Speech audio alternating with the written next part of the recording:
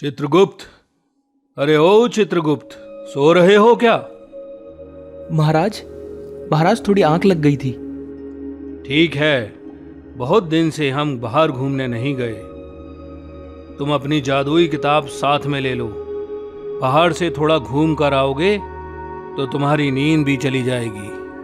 चित्रगुप्त और यमराज दोनों एक रथ की सवारी पर बाहर घूमने निकले। कुछ दूर जाने के बाद उन्होंने देखा एक काला बादल और एक सफेद बादल दोनों आपस में लड़ रहे थे। लड़ते लड़ते दोनों बादल आकर इनके रथ के ऊपर टकरा जाते हैं और चित्रगुप्त के हाथ से उनकी जादुई किताब नीचे गिर जाती है। वो किताब आकर एक जमींदार के पास गिरती है। जमींदार हीरालाल बहुत ही कंजूस और पत्थर दिल इंसान था। वह गरीब लोगों को पैसा उधार देता था, बदले में उनकी जमीन अपने पास रख लेता था। जैसे ही जमींदार ने उस किताब को देखा, उसने वह अपने हाथों में उठाई। अरे ये क्या है?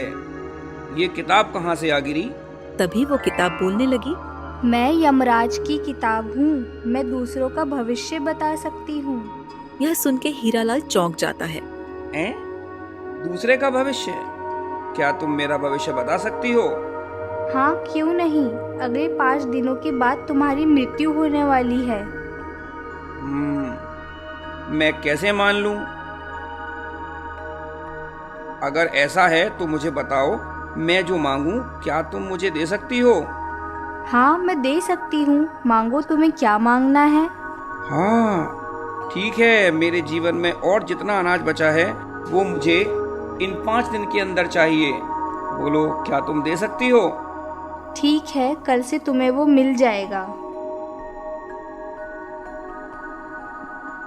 और जैसे ही अगली सुबह होती है,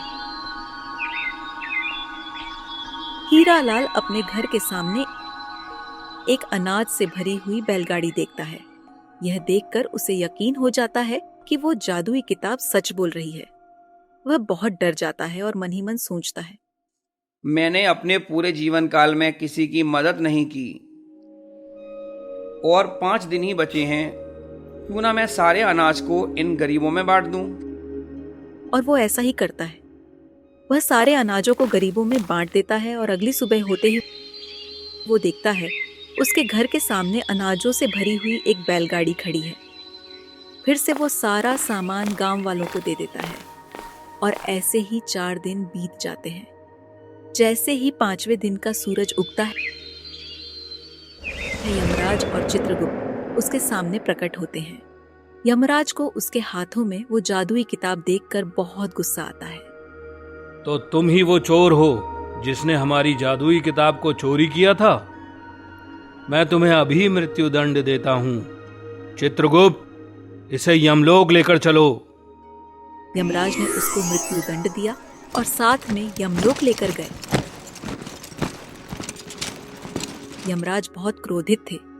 उन्होंने चित्रगुप्त से कहा, चित्रगुप्त, इसे अभी के अभी नर्क में भेज दो। छोटा मुंह बड़ी बात महाराज, गलती माफ करे। हम किसी को ऐसे नरक नहीं भेज सकते जब तक उसका पाप पुण्य का हिसाब ना हो जाए।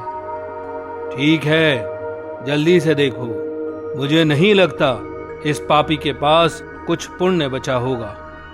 ठीक है महाराज, मैं अभी देखता हूँ। चित्रगुप्त ने अपनी जादुई किताब को खोला और देखकर कहा, आप सही कह रहे थे महाराज। इस जमींदार के जीवन काल में पूरा पाप ही पाप भरा हुआ है, पर आखिर के 4 दिन में महाराज इसके पुण्य पाप से भी ज्यादा हैं, तो हम इसको नरक नहीं भेज सकते। यह सब बातें जमींदार हीरालाल भी सुन रहा था। हीरालाल बहुत ही चालाक इंसान था। उसने यमराज से कहा, हे यमराज, आप मेरे पाप और पुण्य का हिसाब लगा रहे हो। आपको पता है आपने मुझे ऊपर लाकर कितना बड़ा पाप किया है, जबकि मेरी आयु अभी समाप्त नहीं हुई है। पाप तो मैंने नहीं, आपने किया है और आपको पाप की सजा मिलनी ही चाहिए। पाप का नाम सुनते ही यमराज डर जाते हैं और कहते हैं, बाप, आह आह आह, ठीक है, बोलो बोलो वत्स, तुम्हें क्या चाहिए? तुम्हें जो चाहिए मैं दे सकता हूँ। ठीक है, अगर ऐसा है तो मुझे मेरा जीवन फिर से लौटा दो और जितने दिन मैं जीऊंगा मेरे घर के सामने वैसी ही एक अनाज की बैलगाड़ी आनी चाहिए।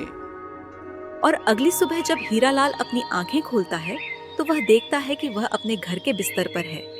वह दौड़ते हुए बाहर जाता है और उसे एक अनाज की भरी हुई बैलगाड़ी दिखती है। वह देखकर हीरालाल मन ही मन बहुत खुश हो जाता है और फिर से सारे अनाज को उन गरीबों में बांट देता है और ऐसे ही खुशी खुशी अपना जीवन जीता है।